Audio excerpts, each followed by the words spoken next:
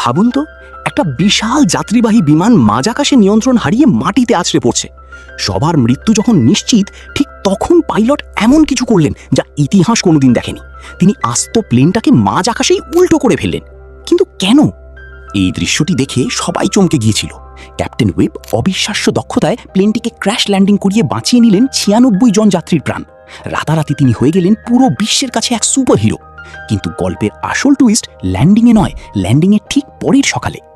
হাসপাতালে যখন তার ব্লাড টেস্ট করা হলো, তখনই বেরিয়ে এলো এক ভয়ানক সত্য। সেই রাতে প্লেন চালানোর আগে তার রক্তে মিশেছিল অ্যালকোহল আর ড্রাগস।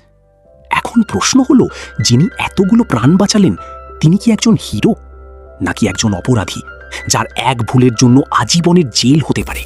কোর্টরুমে যখন তাকে জিজ্ঞেস করা হলো তিনি কি সত্যিই সেদিন নেশাগ্রস্ত ছিলেন, তার একটা মিথ্যা কথা তাকে বাঁচিয়ে দিতে পারত।